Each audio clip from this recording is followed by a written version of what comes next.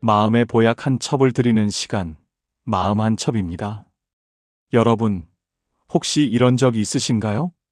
누군가한테 위로한다고 말했는데 그 사람이 오히려 얼굴이 굳어지면서 "아, 네" 하고는 대화를 끊어버리는 순간 말입니다. 분명히 좋은 말을 했다고 생각했는데 왜 상대방은 더 이상 이야기를 안 하는 걸까요? 더 이상한 건 그 이후로 그 사람이 여러분한테 속마음을 안 꺼내게 된다는 겁니다. 사실 대부분의 사람들은 모릅니다.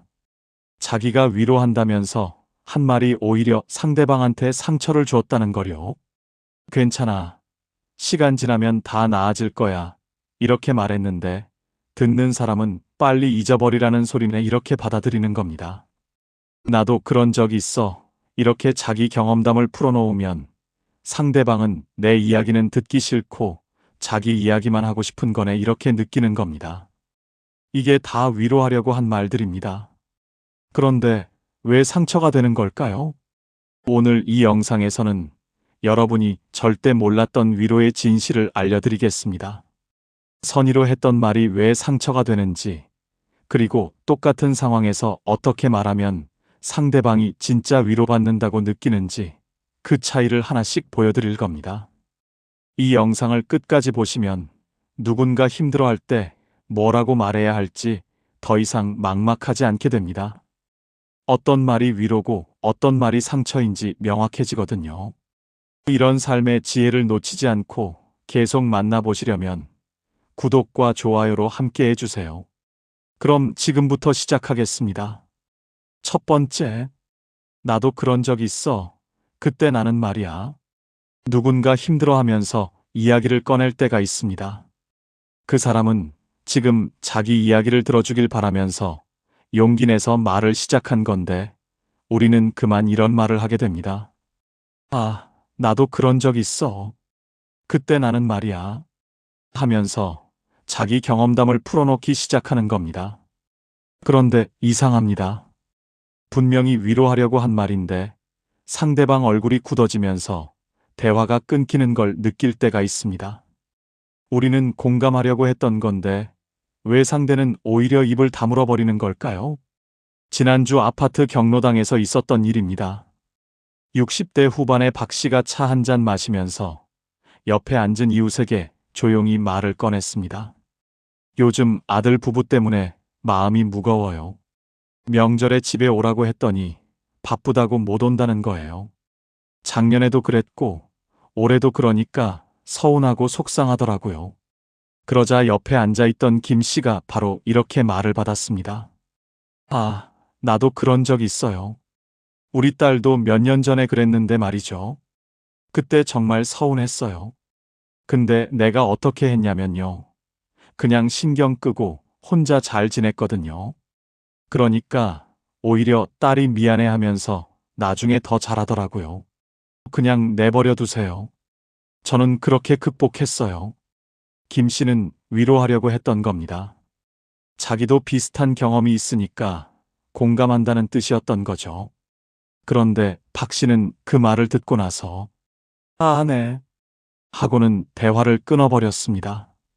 그리고 그 이후로 김 씨한테 개인적인 이야기를 하지 않게 됐습니다. 왜 그랬을까요? 박 씨는 자기 이야기를 들어주길 바랐는데 대화가 김 씨의 경험담으로 바뀌어 버린 겁니다. 위로받고 싶었는데 오히려 나는 이렇게 극복했다는 해결책을 들으면서 자기 감정은 무시당한 기분이 들었던 겁니다. 이런 일은 우리 주변에서 정말 흔하게 일어납니다.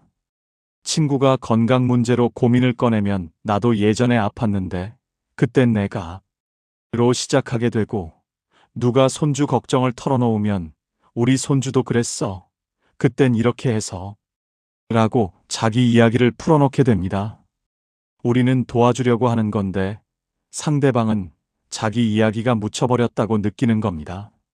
미국 사회학자 찰스 더버라는 사람이 대화 탈취라는 현상을 연구했습니다.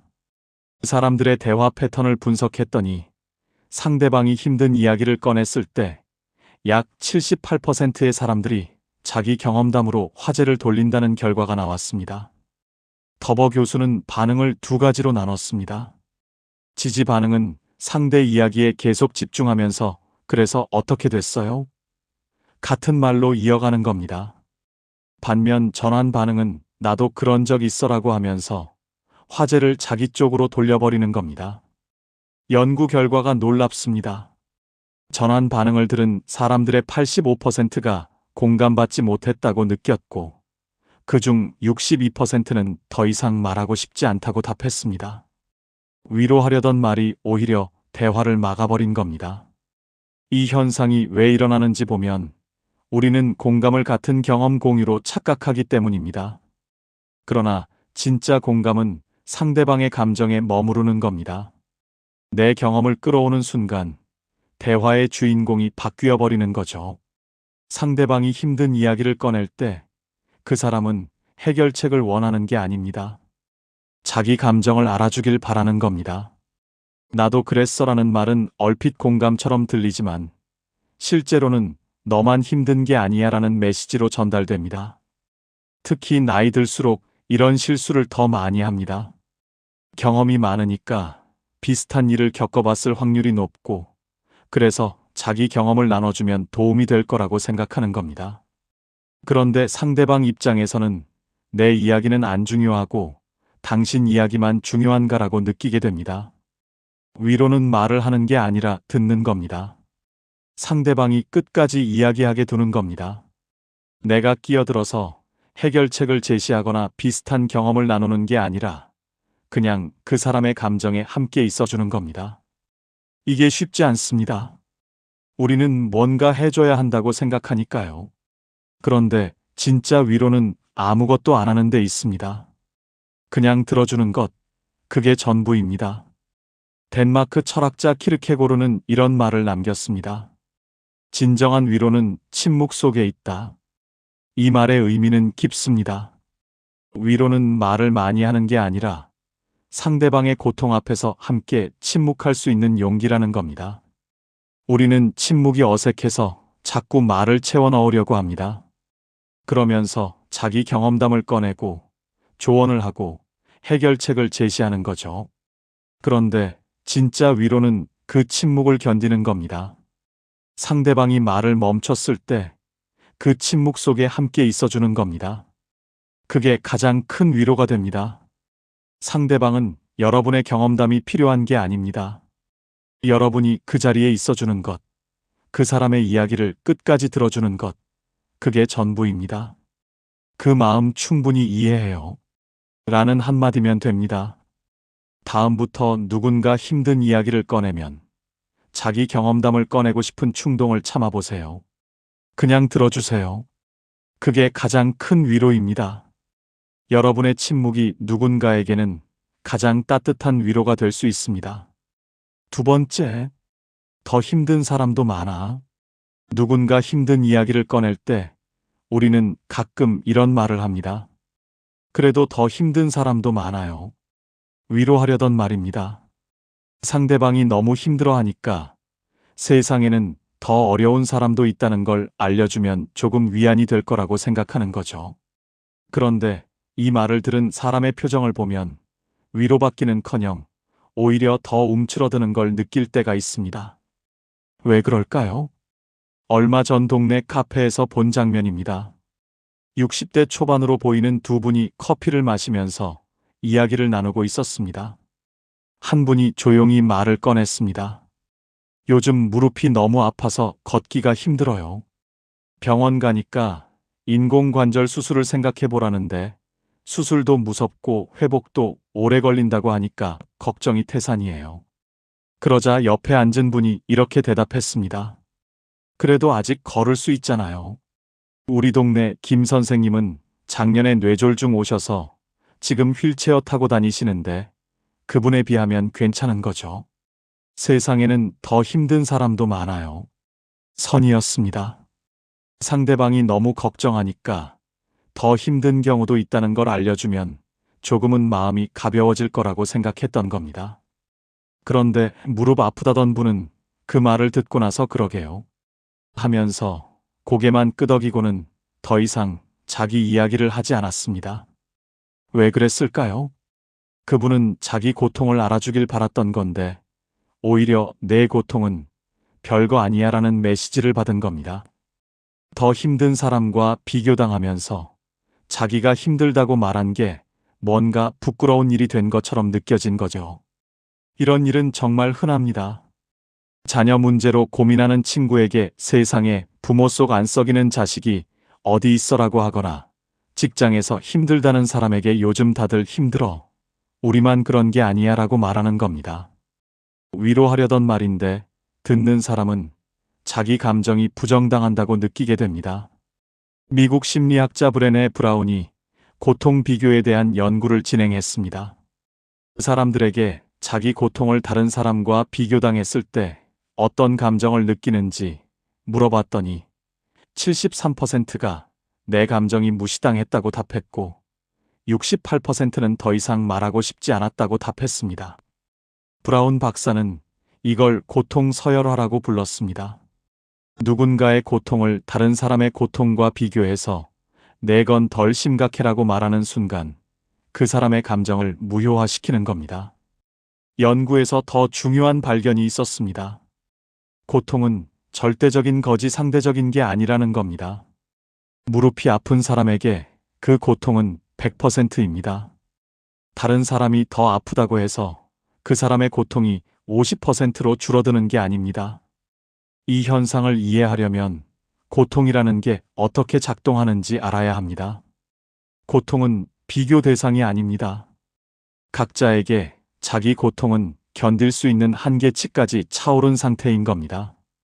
특히 나이 든 분들끼리 이런 대화가 많이 오갑니다. 우리 때는 더 했어. 요즘 사람들은 그것도 힘들다고 해 같은 말들이죠. 그런데 이런 말은 상대방을 위로하는 게 아니라 상대방의 감정을 부정하는 겁니다. 고통을 비교하는 순간 대화는 끝납니다. 상대방은 자기 감정을 표현할 수 없게 되고 그냥 참아야 한다고 생각하게 됩니다. 위로받으려고 말을 꺼낸 건데 오히려 자기가 나약한 사람처럼 느껴지는 거죠. 진짜 위로는 비교가 아니라 인정입니다. 지금 많이 힘드시겠어요 라고 말하는 겁니다. 다른 사람의 고통을 끌어올 필요 없습니다. 그냥 눈앞에 있는 이 사람의 고통을 있는 그대로 받아들이는 겁니다. 프랑스 철학자 몽테뉴는 이런 말을 남겼습니다. 각자의 고통은 그 자체로 최대치다. 이 말의 의미는 분명합니다. 고통은 상대적이지 않다는 겁니다. 누군가에게 작은 병이라도 그 사람에게는 견디기 힘든 고통일 수 있습니다. 우리는 자꾸 고통을 재려고 합니다. 이 고통이 더 크고 저 고통이 더 작다고 판단하려고 하죠. 각자에게 자기 고통은 전부입니다. 누군가 힘든 이야기를 꺼낼 때 다른 사람과 비교하지 마세요. 더 힘든 사람도 많아라는 말은 위로가 아닙니다. 그 사람의 고통을 깎아내리는 말입니다. 대신 이렇게 말해보세요. 지금 많이 힘드시겠어요. 그냥 그 사람의 고통을 인정해주는 겁니다. 그게 진짜 위로입니다. 여러분의 고통도 마찬가지입니다. 다른 사람과 비교할 필요 없습니다. 여러분이 힘들면 그건 힘든 겁니다. 누가 뭐래도 여러분의 감정은 존중받을 자격이 있습니다. 세 번째, 긍정적으로 생각해봐. 누군가 힘든 상황을 이야기할 때 우리는 종종 이런 말을 합니다. 너무 부정적으로 생각하지 말고 긍정적으로 봐봐요. 격려하려던 겁니다. 상대방이 어두운 생각에 빠져 있으니까 밝은 쪽으로 시선을 돌리면 조금은 나아질 거라고 생각하는 거죠. 그런데 이 말을 들은 사람은 오히려 더 외로워집니다. 왜 그럴까요? 한 달 전쯤 아파트 입구에서 만난 이웃의 이야기입니다. 50대 후반의 박 씨는 최근에 운영하던 작은 가게를 접었습니다. 장사가 안 돼서 3년을 버티다가 결국 문을 닫게 된 거죠. 그날 우연히 마주친 다른 이웃에게 그 이야기를 꺼냈습니다. 가게를 접게 됐어요. 3년 동안 정말 열심히 했는데 결국 안 되더라고요. 빚도 남았고 앞으로 어떻게 해야 할지 막막해요. 그러자 그 이웃이 환하게 웃으면서 대답했습니다. 너무 부정적으로 생각하지 마세요. 이제 새로운 시작을 할 수 있는 기회잖아요. 긍정적으로 생각하면 다 잘 될 거예요. 마음만 먹으면 못할 게 없어요. 긍정 마인드가 중요해요. 그 이웃은 진심으로 격려하려던 겁니다. 박 씨가 너무 우울해하니까 밝은 에너지를 주고 싶었던 거죠. 그런데 박 씨는 그 말을 듣고 나서 그러게요 하면서 씁쓸하게 웃고는 그냥 돌아서 버렸습니다. 왜 그랬을까요? 박 씨는 지금 실패의 고통 속에 있었던 겁니다. 3년간의 노력이 물거품이 됐고 빚까지 남았는데 긍정적으로 생각하라는 말은 그 고통을 무시하는 것처럼 들렸습니다. 지금 당장 슬프고 막막한데 밝게 생각해라는 말은 내 감정은 틀렸어라는 메시지가 된 겁니다. 이런 일은 우리 주변에서 매일 일어납니다. 병원에서 안 좋은 소식을 들은 사람에게 긍정적으로 생각하면 좋은 결과 올 거야라고 하거나 실연당한 친구에게 좋게 생각해 더 좋은 사람 만날 거야라고 말하는 겁니다.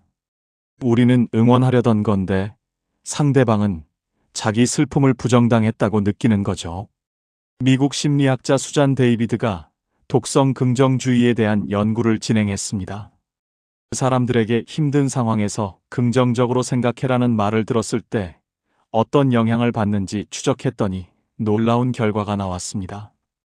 강제된 긍정 메시지를 받은 사람들의 우울 지수가 오히려 41% 증가했습니다. 데이비드 박사는 이를 감정 억압 효과라고 불렀습니다. 긍정을 강요당하면 사람들은 자기 진짜 감정을 숨기게 됩니다. 슬픈데 슬프다고 말하면 안 될 것 같고 힘든데 힘들다고 하면 부정적인 사람이 되는 것 같은 거죠. 연구에 따르면 부정적 감정을 억압한 사람들은 장기적으로 불안장애와 우울증이 발생할 확률이 3배 높아졌습니다.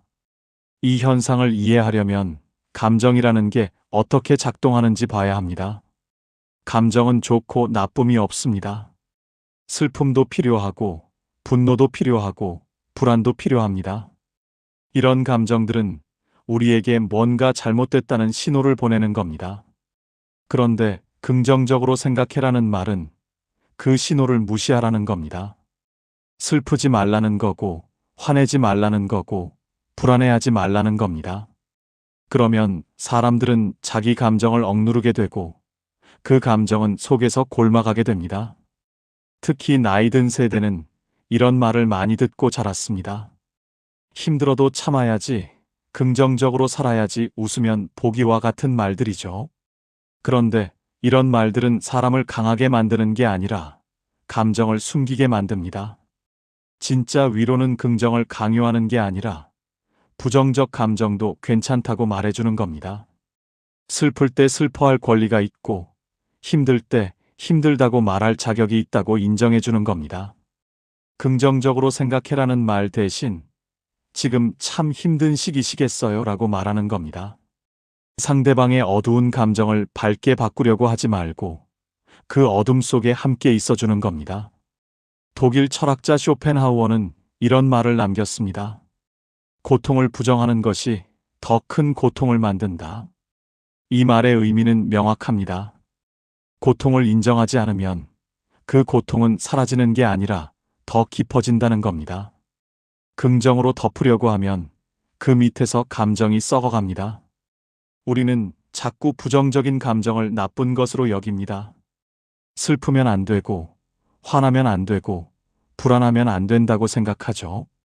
그런데 이런 감정들도 다 우리 삶의 일부입니다. 이걸 인정할 때 비로소 치유가 시작됩니다. 누군가 힘든 이야기를 할 때 긍정을 강요하지 마세요. 긍정적으로 생각해라는 말은 격려가 아닙니다. 그 사람의 진짜 감정을 부정하는 말입니다. 대신 이렇게 말해보세요. 지금 상황이 참 힘드시겠어요. 부정적 감정도 존중받을 자격이 있습니다. 슬플 때는 슬퍼도 되고, 화날 때는 화내도 되고, 불안할 때는 불안해도 됩니다. 그게 인간입니다.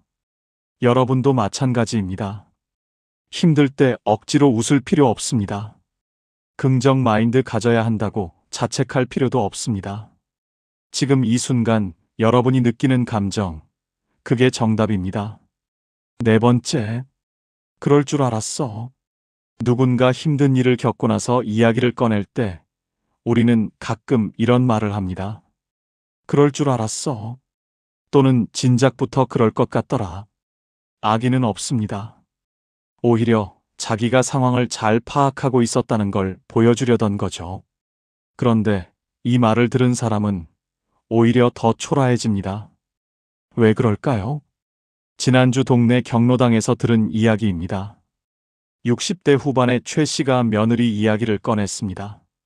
최 씨는 아들 부부와 함께 살다가 최근에 따로 나와서 혼자 살게 됐습니다. 며느리와의 관계가 계속 불편하다가 결국 분가하게 된 거죠. 결국 따로 나왔어요. 10년을 참고 살았는데 더는 못 견디겠더라고요. 며느리가 말은 안 해도 표정으로 다 보이잖아요. 이제 혼자 사는데 마음은 편한데 외롭기도 하고 그래요. 그러자 옆에 앉아있던 다른 어르신이 이렇게 말했습니다. 그럴 줄 알았어요. 아들 결혼할 때부터 그 며느리가 좀 그랬잖아요. 시어머니한테 별로 관심도 없어 보이고 말도 별로 안 하고 처음부터 느낌이 안 좋더라니까요. 그래서 내가 그때 말했잖아요. 그 어르신은 자기가 일찌감치 알아봤다는 걸 말하려던 겁니다. 그런데 최 씨는 그 말을 듣고 나서 얼굴이 굳어졌습니다. 그러게요. 하면서 더 이상 말을 잇지 못했습니다. 왜 그랬을까요? 최 씨는 지금 10년간의 선택이 잘못됐다는 걸 받아들이는 중이었습니다. 그동안 참고 견뎠던 시간들이 헛되었다는 생각에 마음이 무거웠던 거죠.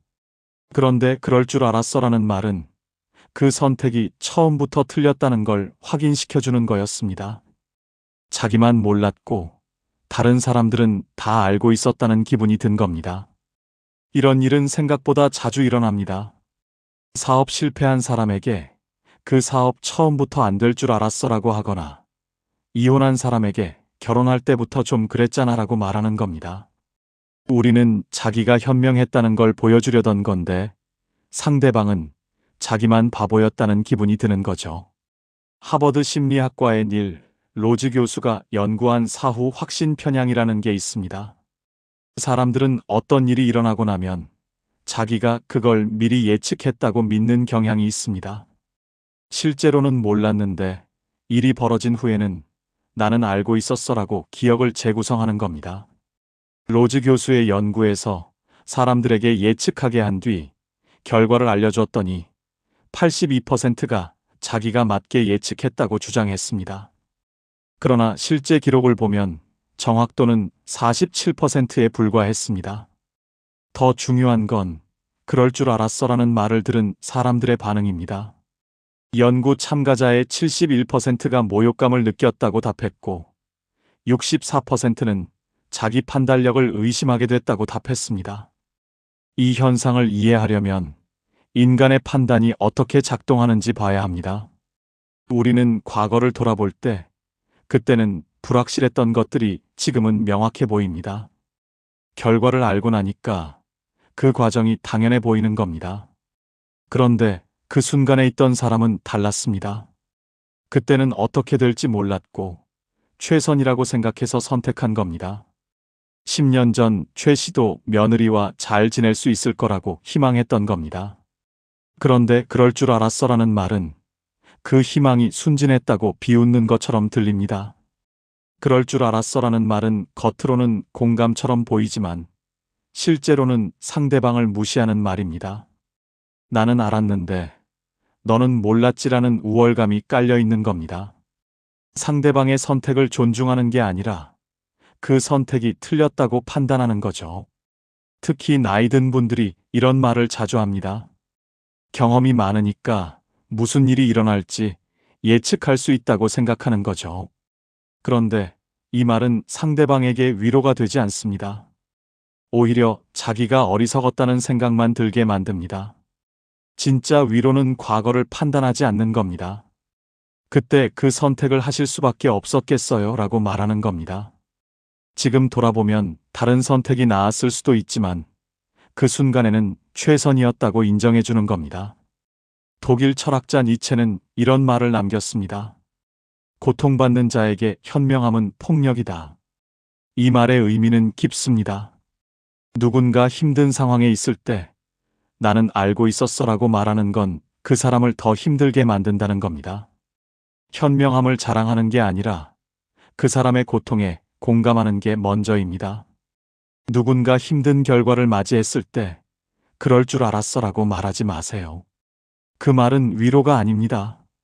상대방의 선택을 비난하는 말입니다. 대신 이렇게 말해보세요. 그런 일을 겪으셨다니 놀랐어요. 과거의 선택을 판단하지 않는 겁니다. 그때는 그럴 수밖에 없었다고, 그 선택이 이해된다고 말해주는 겁니다. 그게 진짜 위로입니다. 여러분도 마찬가지입니다. 과거의 선택이 잘못됐다고 자책할 필요 없습니다. 그때는 그게 최선이었습니다.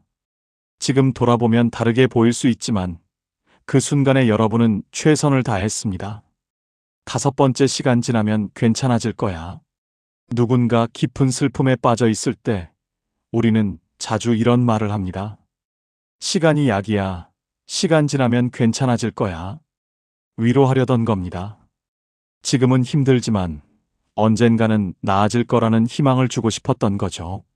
그런데 이 말을 들은 사람은 오히려 더 외로워집니다. 왜 그럴까요? 2달 전에 있었던 일입니다. 60대 초반의 김 여사는 석 달 전에 남편을 떠나보냈습니다. 40년을 함께 살다가 갑작스럽게 세상을 떠난 남편 때문에 매일 눈물로 지내고 있었습니다. 그날도 동네 지인한테 조용히 말을 꺼냈습니다. 요즘도 밤만 되면 눈물이 나요. 옆자리가 비어 있으니까 아침에 일어나도 혼자고 밥 먹어도 혼자고 어떻게 살아야 할지 모르겠어요. 그러자 그 동네 지인분이 김 여사의 어깨를 두드리면서 말했습니다. 시간이 약이에요. 지금은 힘들지만 시간 지나면 괜찮아질 거예요. 다 그렇게 살아요. 슬픔도 시간 지나면 잊혀지니까 너무 슬퍼하지 마세요. 선이었습니다. 김 여사가 너무 슬퍼하니까 언젠가는 나아질 거라는 희망을 주고 싶었던 겁니다. 그런데 김 여사는 그 말을 듣고 나서 고개만 끄덕이고는 그냥 돌아섰습니다. 그리고 그 이후로 그 지인분에게 자기 마음 이야기를 하지 않게 됐습니다. 왜 그랬을까요? 김 여사는 지금 이 순간의 슬픔이 견디기 힘든 겁니다. 40년을 함께한 사람이 사라진 빈자리가 너무 큰데 시간 지나면 괜찮아질 거야라는 말은 빨리 잊어버려라는 압박처럼 들렸습니다. 지금 슬퍼하는 게 잘못인 것 같고 빨리 털어내야 하는 것 같은 기분이 든 겁니다. 이런 일은 우리 주변에서 흔히 일어납니다. 자식을 잃은 부모에게 시간이 지나면 잊혀져라고 하거나 실직한 사람에게 시간 지나면 다 지나간 일이 되라고 말하는 겁니다. 우리는 위로하려던 건데 상대방은 지금 당장의 고통을 무시당했다고 느끼는 거죠. 미국 애리조나 대학의 메리 프랜시스 오코너 교수가 슬픔과 시간에 대한 연구를 진행했습니다.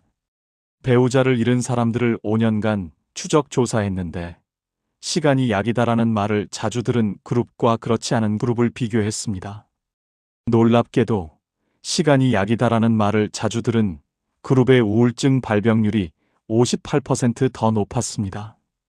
왜냐하면 이들은 자기 슬픔을 빨리 극복해야 한다는 압박을 느꼈고 슬퍼하는 자신을 부끄럽게 여기게 됐기 때문입니다. 오코너 교수는 이를 감정 무효화라고 불렀습니다. 지금 느끼는 감정을 미래로 미루는 순간 현재의 감정은 인정받지 못하게 되는 겁니다. 이 현상을 이해하려면 슬픔이라는 감정이 어떻게 작동하는지 봐야 합니다. 슬픔은 빨리 지나가야 하는 게 아닙니다. 슬픔은 사랑의 증거입니다. 누군가를 사랑했기 때문에 그 사람이 없어진 빈자리가 아픈 겁니다.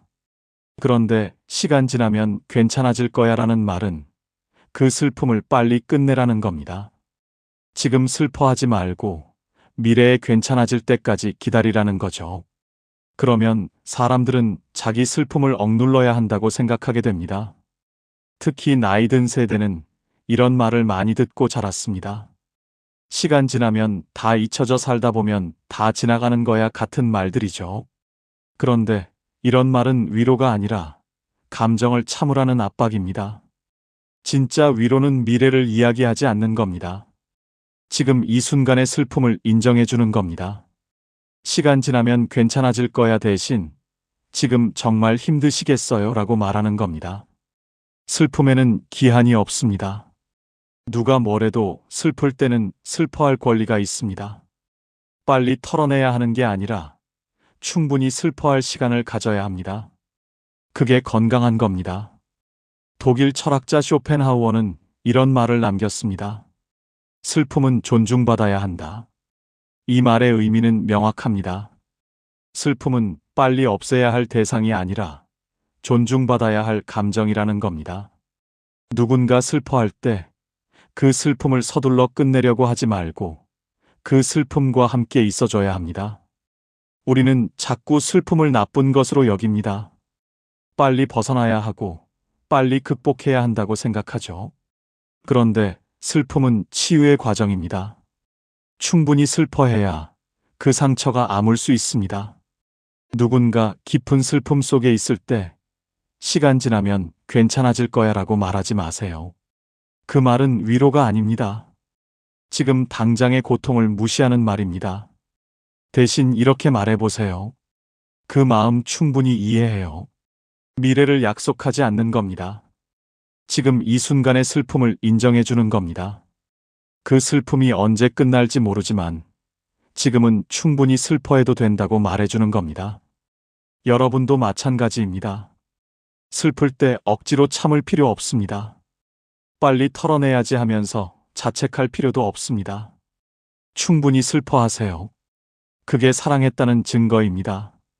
6번째, 그 정도는 별거 아니야. 누군가 자기에게 일어난 일로 속상해할 때 우리는 가끔 이런 말을 합니다. 그 정도는 별거 아니에요. 또는 그까짓 거 가지고 그러세요? 위로하려던 겁니다. 상대방이 너무 심각하게 받아들이니까 가볍게 생각하면 마음이 편해질 거라고 생각하는 거죠. 그런데 이 말을 들은 사람은 오히려 더 위축됩니다. 왜 그럴까요? 며칠 전 회사 식당에서 본 장면입니다. 50대 중반의 정 과장이 점심을 먹으면서 동료에게 조용히 말을 꺼냈습니다. 정 과장은 이번에 부장 승진에서 또 탈락했습니다. 3년 연속 승진 심사에서 떨어진 겁니다. 이번에도 안 됐어요. 나이도 이젠 많은데 계속 이러다가 그냥 과장으로 퇴직하는 거 아닌가 싶어서 마음이 무겁네요. 그러자 옆에 앉은 후배가 이렇게 대답했습니다. 과장님, 승진이 뭐 그렇게 대수예요? 요즘 세상에 직급이 중요한 것도 아니고 월급 좀 더 받는 거지 뭐. 그 정도는 별거 아니에요. 너무 신경 쓰지 마세요.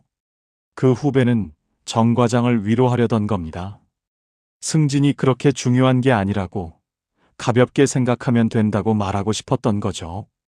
그런데 정 과장은 그 말을 듣고 나서 그러게요 하면서 더 이상 말을 잇지 못했습니다. 그리고 그날 이후로 그 후배에게 개인적인 이야기를 하지 않게 됐습니다. 왜 그랬을까요? 정 과장에게 승진은 중요한 일이었습니다. 30년 가까이 회사 생활을 하면서 꿈꿔왔던 자리였고 그걸 또 놓쳤다는 게 속상했던 겁니다. 그런데 그 정도는 별거 아니야 라는 말은 자기가 느끼는 실망감이 대수롭지 않은 것처럼 느껴졌습니다. 자기만 이걸 크게 생각하는 것 같고 소심한 사람처럼 보이는 것 같았던 거죠. 이런 일은 우리 주변에서 매일 일어납니다. 시험에 떨어진 손주에게 그까짓 시험 하나쯤이야 라고 하거나 물건 잃어버린 친구에게 물건이 뭐 대수냐, 다시 사면 되지라고 말하는 겁니다. 우리는 위로하려던 건데 상대방은 자기 감정이 무시당했다고 느끼는 거죠. 캘리포니아 대학의 브렌다 쇼스탁 교수가 감정 최소화에 대한 연구를 진행했습니다. 사람들에게 자기가 속상해하는 일을 이야기하게 한 뒤 그건 별거 아니야 라는 반응을 들려줬더니 참가자의 76%가 상대방과 거리를 두고 싶어졌다고 답했습니다. 쇼스탁 교수는 이를 고통 축소 효과라고 불렀습니다. 누군가의 고통을 작게 만들려는 순간 그 사람은 자기 감정을 표현할 수 없게 된다는 겁니다. 연구에서 더 중요한 발견이 있었습니다. 고통의 크기는 객관적으로 측정할 수 없다는 겁니다. 누군가에게는 작은 일이지만 다른 누군가에게는 큰 일이 될 수 있습니다. 승진 탈락이 누군가에게는 별거 아닐 수 있지만 정과장에게는 인생의 큰 실패처럼 느껴지는 겁니다. 이 현상을 이해하려면 감정이라는 게 어떻게 작동하는지 봐야 합니다. 감정의 크기는 상황의 크기와 다릅니다. 겉으로 보기엔 작은 일이라도 그 사람에게는 큰 의미가 있을 수 있습니다. 그 정도는 별거 아니야 라는 말은 상대방의 감정을 판단하는 겁니다. 이건 크고 저건 작다고 재는 거죠. 그런데 감정은 저울에 올릴 수 있는 게 아닙니다. 각자에게 자기 감정은 절대적입니다. 특히 나이 든 분들이 젊은 세대에게 이런 말을 자주 합니다. 그까짓 것 가지고 요즘 애들은 그것도 힘들다고 해 같은 말들이죠. 자기는 더 큰 어려움을 겪어봤으니까 이 정도는 작은 일이라고 생각하는 겁니다. 그런데 이 말은 상대방의 감정을 무시하는 겁니다. 진짜 위로는 감정의 크기를 재지 않는 겁니다. 많이 속상하셨겠어요 라고 말하는 겁니다. 그게 큰 일인지 작은 일인지 판단하지 않고 그냥 상대방이 지금 속상해한다는 사실만 인정해 주는 겁니다. 우리는 자꾸 상황의 심각성을 따집니다. 이건 위로할 만한 일이고 저건 별거 아니라고 구분하려고 하죠. 그런데 위로가 필요한 건 상황의 크기가 아니라 그 사람이 지금 힘들어한다는 사실입니다. 고대 그리스 철학자 플라톤은 이런 말을 남겼습니다. 각자의 고통은 그 자신에게 절대적이다. 이 말의 의미는 분명합니다. 고통은 비교할 수 없다는 겁니다. 누군가에게 작은 일이라도 그 사람에게는 큰 고통일 수 있습니다. 그걸 별거 아니야 라고 평가할 권리는 누구에게도 없습니다. 우리는 자꾸 상황을 평가하려고 합니다. 이건 큰 일이고 저건 작은 일이라고 판단하려고 하죠. 그런데 감정 앞에서는 그 판단이 무의미합니다. 상대방이 힘들어하면 그게 전부입니다. 누군가 속상한 일로 힘들어할 때 그 정도는 별거 아니야 라고 말하지 마세요. 그 말은 위로가 아닙니다. 상대방의 감정을 깎아내리는 말입니다. 대신 이렇게 말해보세요. 많이 속상하셨겠어요. 상황의 크기를 판단하지 않는 겁니다.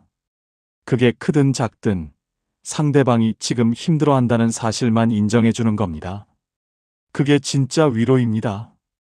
여러분도 마찬가지입니다. 여러분이 힘들면 그건 힘든 겁니다. 이 정도는 별거 아닌데 하면서 자책할 필요 없습니다. 여러분의 감정은 있는 그대로 존중받을 자격이 있습니다.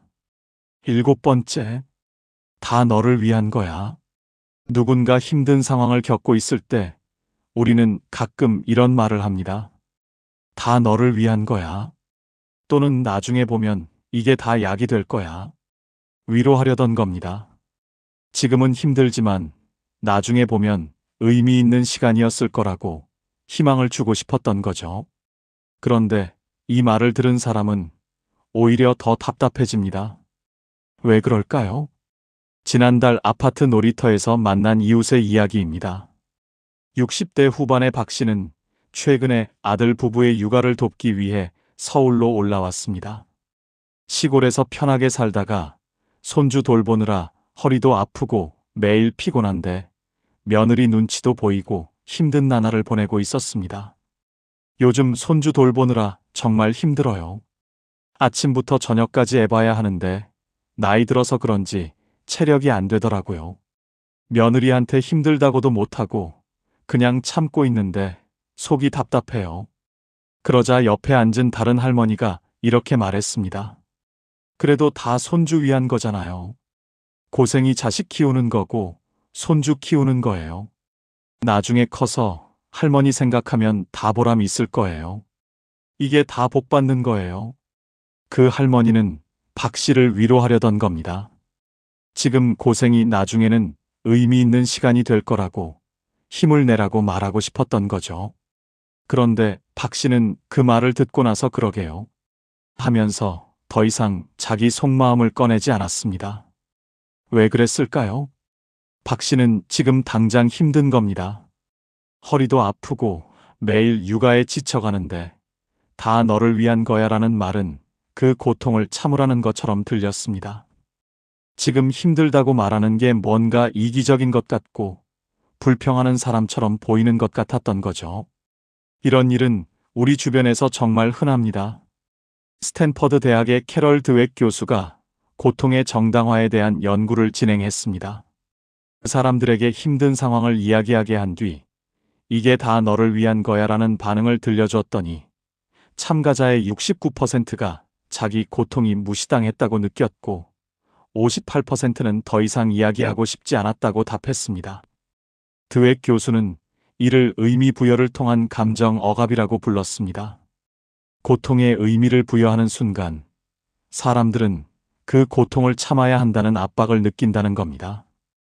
연구에서 중요한 발견이 있었습니다. 고통은 그 자체로 고통일 뿐 반드시 의미가 있어야 하는 건 아니라는 겁니다. 어떤 고통은 그냥 고통입니다.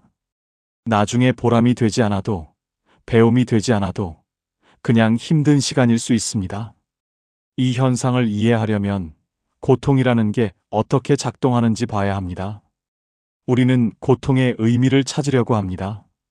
이 고통이 나중에 도움이 될 거라고 성장의 기회라고 생각하면 견딜 수 있을 것 같으니까요. 그런데 다 너를 위한 거야라는 말은 지금 당장의 고통을 참으라는 겁니다.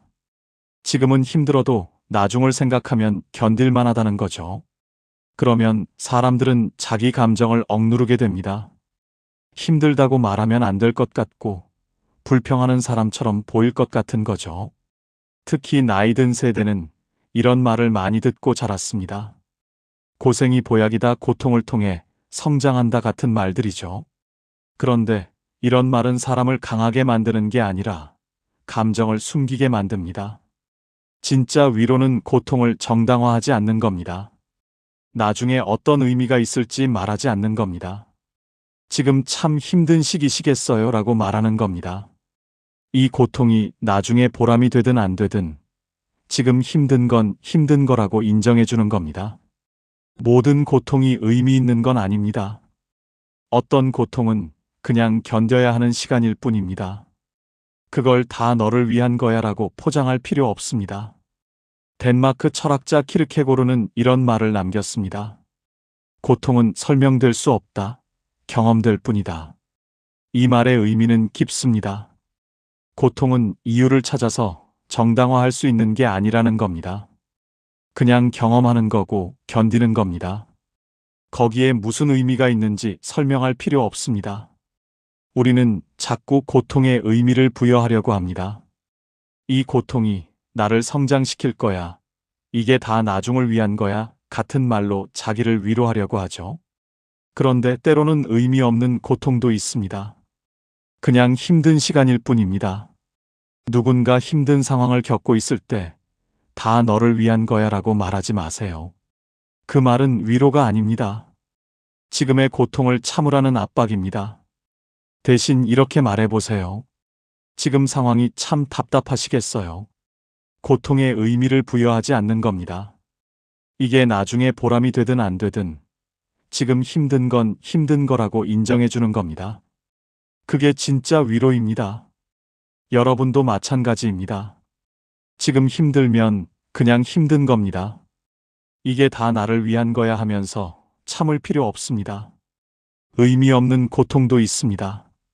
그냥 견디기 힘든 시간일 수도 있습니다. 여기까지 오느라 수고 많으셨습니다. 오늘 우리가 살펴본 건 결국 하나였어요. 위로는 말이 아니라 마음이라는 거죠. 아무리 좋은 단어를 골랐어도 시간 지나면 괜찮아질 거야 라고 미래로 미루고 나도 그런 적 있어라며 자기 이야기로 돌리고 그 정도는 별거 아니야라고 축소하고 긍정적으로 생각해라며 감정을 억누르면 그건 위로가 아닙니다. 상대방의 고통을 외면하는 겁니다. 우리는 살면서 참 많은 사람을 위로하고 또 위로받지만 정작 그게 진짜 위로였는지는 잘 몰랐어요. 위로했는데 왜 상대가 오히려 멀어지지? 하면서 스스로를 의심했죠. 근데 이제는 아실 겁니다. 그건 여러분이 못해서가 아니라 위로하는 방법이 잘못됐기 때문이라는 거요.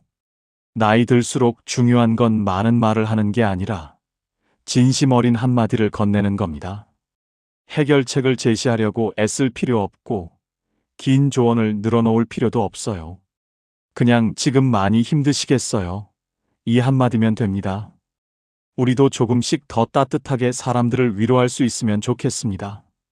해결책 대신 공감으로, 조언 대신 경청으로, 판단 대신 인정으로, 미래 약속 대신 지금 이 순간 함께 있어주는 것으로요.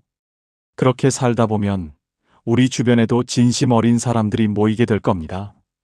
위로는 위로를 부르거든요. 여러분의 하루하루가 따뜻한 위로로 채워지길 바랍니다. 지친 마음의 보약 한 첩 같은 이야기, 마음 한 첩이었습니다.